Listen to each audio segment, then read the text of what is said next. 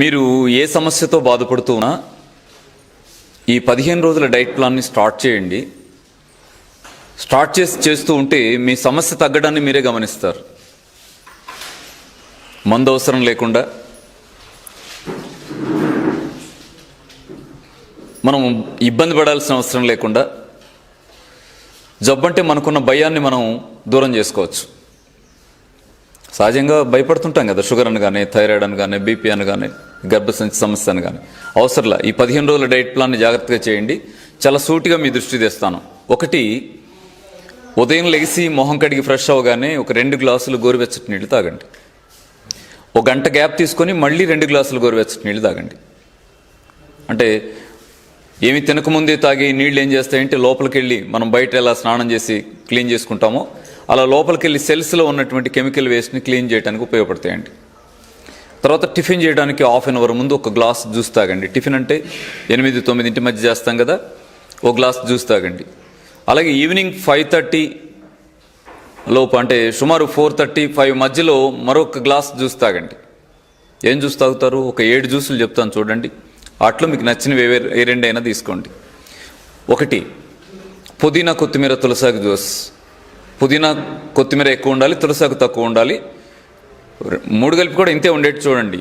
Glass నీళ్లు పోసేసి పలసగా జ్యూస్ చేసుకోండి. తేనె నిమ్మరసం యాడ్ చేసి తాగండి. మునగాకు కరివేపాకు జ్యూస్. మునగాకు చాలా విలువైంది.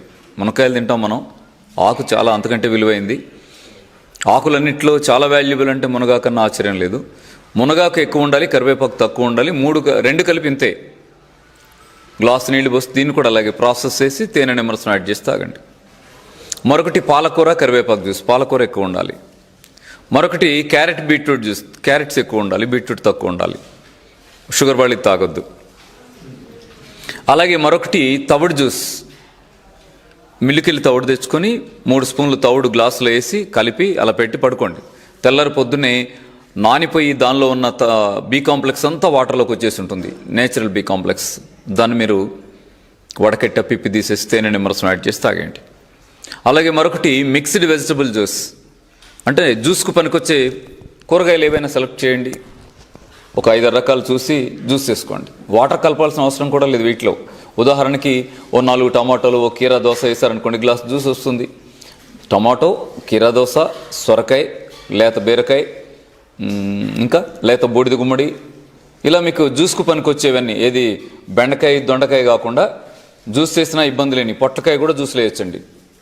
మంచి జ్యూస్ అయిపోతుంది. వాటిని వడకట్టి ఆ పిప్పి తీసేసి తేనె నిమ్మరసం యాడ్ చేసి తాగండి. మల్టీ విటమిన్ జ్యూస్గా ఉంటుంది. అమ్మ నేచర్ ఇచ్చిన జ్యూస్ అది. ఓకేనా? మీరు ఈ 7 ఏ 2 అయినా సెలెక్ట్ చేసుకోండి. లాస్ట్ వన్, గోధుమ గడ్డి రసం. 8 రోజులు వయసు ఉండేట్టుగా గోధుమ గడ్డి పెంచి జ్యూస్ తాగడం. ఇది క్రానిక్ సమస్యలన్నిటికీ ఇదే గైడ్ చేస్తున్నాం. గర్భసంచి ఆపరేషన్ల దశ వచ్చిందన్న వాళ్ళకి, క్యాన్సర్ పేషెంట్స్ కూడా గోధుమ గడ్డి తాగండి అని అంటున్నాం. మంచి రిజల్ట్స్ ఉన్నాయి. ప్రయత్నం చేసుకోండి. ఒక 2 సెలెక్ట్ చేయండి, మార్నింగ్ ఒకటి, ఈవినింగ్ ఒకటి.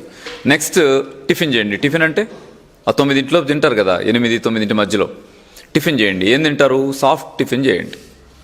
సింపుల్గా ఉండే టిఫిన్ ఏదన్నా సెలెక్ట్ చేసుకోండి. ఇడ్లీ, ఉప్మా, దోశ, ఇట్లా కదా ఇంట్లో తినేది. ఆ ఆయిల్లో చేసే తినకండి. ఆయిల్లో చేసే తినకండి. అయితే ఇడ్లీని కాస్త మంచిగా మార్చుకోవటానికి ఏం చేయాలి? పొట్టుపప్పు వాడుకోవాలి, మినపగుళ్ళు వాడకండి. రవ్వ కూడా మీరు తయారు చేసుకోండి. వాళ్ళ ప్రాసెస్డ్ రవ్వ దేకండి, దాంట్లో ఏ వాల్యూస్ లేవు. మంచి ఇడ్లీగా మార్చుకోండి. మార్చేసి జొన్న ఇడ్లీ, సజ్జ ఇడ్లీ, రాగి ఇడ్లీ, కొర్ర ఇడ్లీ, అరిగిడ్లీ, వరిగిడ్లీ, ముడి బియ్యం ఇడ్లీ, ఇట్లా చాలా చేసుకోవచ్చు కదా. అలా ప్లాన్ చేసుకోండి. మీరే ప్లాన్ చేసుకొని చేయండి. ఇడ్లీ వేసే ముందు ఒక 2-3 క్యారెట్లు దాంట్లో తురుము కలిపేయండి.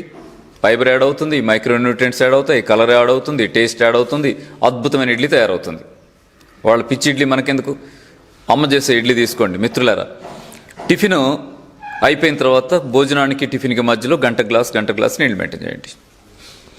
భోజనానికి కరెక్ట్గా హాఫ్ అన్ అవర్ ముందు 2 గ్లాసులు నీళ్ళు తాగండి. ఎందుకు తాగాలి? తక్కువ అన్నం తినడానికి కాదు, వెయిట్ లాస్ కాటానికి కాదు, ఇది అన్నం తక్కువ తిని బరువు తగ్గుతారేమో అని కాదు. అన్నం తినడానికి హాఫ్ అన్ అవర్ ముందు మీరు నీళ్లు తాగితే తర్వాత తినబోయే అన్నం అరగటానికి వీలైన జ్యూసెస్ ఫామ్ అవుతాయి, డైజెస్టివ్ జ్యూసెస్ ఫామ్ అవుతాయి. మంచిగా అరుగుతుంది అన్నం. కాబట్టి దృష్టిలో పెట్టుకోండి. తాగం కాబట్టి మనకి ఇబ్బందులు వస్తాయి, ఎక్కుళ్ళని, గొంతును పడ్డమని. మంచినీళ్ళు తింటూ తాగేస్తుంటాం కదా. మీరు గమనించండి, భూగోళం మీద ఎక్కడ కూడా ఏ జంతువు తింటూ తాగేది లేదు, ఒక సింగిల్ జంతువు తప్ప. అంతే. మనమే ఎందుకు పొరపాటున అలవాటు వచ్చింది, మార్చుకోండి. భోజనానికి హాఫ్ అన్ అవర్ ముందు 2 గ్లాసులు తాగండి. వారం రోజులు మీరు చేయగడుకోవటానికి తప్ప నీళ్ళ అవసరం కూడా రాదు మీకు. ఏం తింటూ నీళ్లు లేవే అని ధ్యాస కూడా రాదు మీకు. అంత అద్భుతమైన టెక్నిక్ ఇది, తీసుకోండి. భోజనం ముగిసిన తర్వాత ఒక 1.5 అవర్ గ్యాప్ తీసుకొని అక్కడి నుంచి ఈవినింగ్ వరకు గంట గ్లాస్ నీళ్ళు మెయింటైన్ చేయండి. అన్నంలో జబ్బు తగ్గాలంటే ఖచ్చితమైన నిబంధన 50% కూర ఉండాలి. అన్నం ఎక్కువ తినే అలవాటు మనకి, కూర తక్కువ తింటాం. జబ్బు తగ్గాలంటే అలా కుదరదు. అన్నం మంచిదే, కానీ అది జబ్బు తగ్గించే లక్షణం దానిలో లేదు, ఎనర్జీ ఇస్తుంది తప్ప. అందుకే కూర ఎక్కువ తీసుకోండి. 50% కూర, 50% అన్నంలాగా ఉండండి. ఏ కూరగాయలు తినాలి లేదు. కొంచెం ఆకుకూరలు ఎక్కువ వాడుకోండి. చాలా రకాల కూరగాయలు ఉన్నాయి కదా, ఏదైనా వాడండి. కొంచెం ఆకుకూరలు ఎక్కువ ఉండాలి.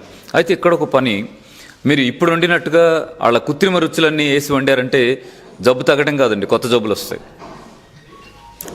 వాళ్ళు అలవాటు చేసిన రుచులు వదిలేయండి. నేచురల్ రుచులు మీరు కూరల్లో కలపండి. ఉదాహరణకి నూనె, ఉప్పు, కారం సగానికి సగం తగ్గించేయండి. ఆ మసాలాలు అస్సలు వాడద్దు, పక్క పడేయండి. అది ఆహారం కాదు, అది మందుగా వాడుకోవాలి తప్ప కూరల్లో రోజు వేస్తే లేనిపోయిన జబ్బులు వస్తాయి. వదిలేయండి. మరి అవన్నీ వదిలేస్తే చప్పగా ఉంటుందేమో. అవును, చప్పగానే ఉంటుంది. అందుకే ఏం చేయాలంటే రుచికరంగా వండటం ఎలా అని ప్లాన్ చేసుకోవాలి మనం. వాళ్ళ రుచులు తీసేసాం, మరి మన రుచి ఎలా తెచ్చుకోవాలి? అమ్మ నేచర్, మనల్ని కన్న తల్లి నేచర్ ఎన్ని అద్భుతమైన రుచిలో మనకి ఇచ్చింది, అవన్నీ యాడ్ చేయండి కూరలో. ఏం చేయొచ్చు, మీరు నువ్వులు తెచ్చి దోరగా వేయించి పౌడర్ చేసి పెట్టుకొని కూరల్లో 1 స్పూన్ 2 స్పూన్లు కలపచ్చు కదా. ఆయిల్ టేస్ట్ వస్తుంది, కాల్షియం అందుతుంది, మంచి గుమగుమలాడే వాసన ఉంటుంది, మంచి టేస్ట్ వస్తుంది. మినపప్పు దోరగా వేయించి పౌడర్ చేసి కూర వండేటప్పుడు 1 స్పూన్ వేయచ్చు కదా. వేరుశెనగ గుళ్ళు, పల్లీలు అంటాం కదా, వేయించి పౌడర్ చేసి మీరు 1 స్పూన్ 2 స్పూన్లు వేయండి. మంచి శనగపప్పు వేయించి కూర వండేటప్పుడు 1/2 స్పూన్ వేయండి. మంచి సువాసన, టేస్ట్, వాల్యూస్. ఇంతకంటే ఇంకేం కావాలి?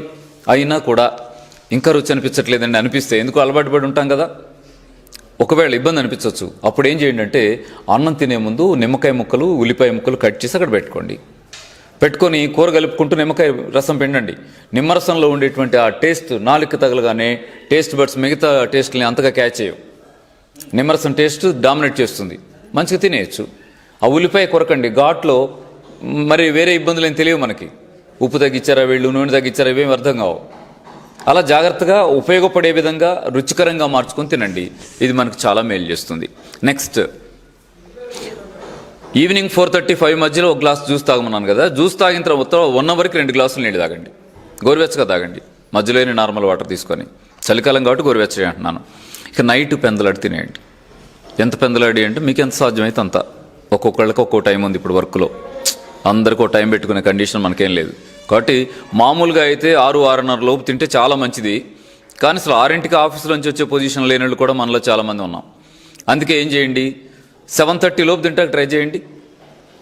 అంటే పనులన్నీ చూసుకొని ఇంటికి వద్దాం అనుకోకుండా, ఆఫీస్ డ్యూటీ అయిపోగానే ఇంటికి వచ్చి ఫ్రెష్ అయ్యి భోంచేసిన తర్వాత బయటకు వెళ్ళి మిగతా పనులన్నీ సరి చేసుకోండి. తేలిగ్గా ఉంటుంది కదా. మీరు ఒక 1 వీక్ ఈ ప్రయత్నం చేస్తే కూడా పెందలాడి తినటం వల్ల వచ్చే లాభం అంతా మీకు తెలిసిపోతుందండి. సాధారణమైన వ్యక్తులైతే లైట్ ఫుడ్ తీసుకోండి. జబ్బుతో ఉంటే, జబ్బు తగ్గాలంటే రాత్రి ఆహారం అంటే ఓన్లీ ఫ్రూట్స్. ఏ జబ్బు ఉన్నా సరే 100 జబ్బులు ఉన్నాయి కదా, ఈ జబ్బు ఆ జబ్బు ఏం లేదు. ఏ జబ్బున్నా హాయిగా పళ్ళెం నిండా పళ్ళు పెట్టుకోండి, పొట్ట నిండా తినేయండి. జబ్బు తగ్గకపోతే అడగండి. జబ్బు తగ్గాలంటే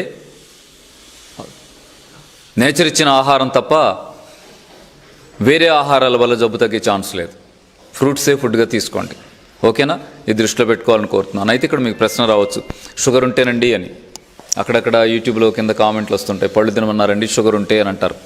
షుగర్ ఉన్న ఫ్రూట్సేనండి అంటే పెరుగుతుంది కదా. ఎవరన్నారు పెరుగుతుందని? ఎవరో అన్నారనుకోండి, అంటారు అంతే. అంటారు, పైగా బఠానీలు కొనుక్కొని పొద్దున మధ్యాహ్నం సాయంత్రం ఒకటి వేసుకోమని చెప్తారు. ఎప్పటిదాకంటే లైఫ్ లాంగ్ వేసుకోవాలి అని చెప్తారు. పళ్ళు తినొద్దని చెప్తారు. నమ్మొద్దు. శుభ్రంగా పొట్ట నిండా పళ్ళు తినండి, షుగర్ తగ్గకపోతే అడగండి. ఓకేనా? పళ్ళు ఎవరు తింటారో వాళ్ళకి షుగర్ తగ్గుతుంది, పళ్ళు ఎవరు తినరో వాళ్ళకి లైఫ్ అంతా షుగర్ తగ్గదు. ఇది నిబంధన. ఏం పళ్ళు తినాలి? బొప్పాయి, జామ, పుచ్చకాయ, కర్బూజా, కీరాదోస, లైట్గా స్వీట్ ఉండే ఫ్రూట్స్ చాలా ఉన్నాయిగా, వాటర్ కంటెంట్ 5% ఎక్కువ ఉండే, అవి తీసుకోండి. ఏ జబ్బు అయినా ఎందుకు తగ్గదో చూద్దాం. మీరు థైరాయిడ్తో ఉన్నారా, బీపీతో ఉన్నారా, గర్భసంచి సమస్యలతో ఉన్నారా, మోకాళ్ళ నొప్పులతో ఉన్నారా, అన్నిటికి కూడా మన సృష్టికర్త స్పష్టమైన పరిష్కారాలు ఇచ్చింది. అమ్మను నమ్మిన పాప బాబు ఎప్పటికీ పాడైపోరు. ప్రకృతిని నమ్మిన, మన సృష్టికర్త అయిన ప్రకృతిని నమ్మితే నేచర్ మనకు ఎప్పుడూ ద్రోహం చేయదు. దృష్టిలో పెట్టుకొని జాగ్రత్తగా ఇది పాటించాలని మనస్ఫూర్తిగా మిమ్మల్ని కోరు.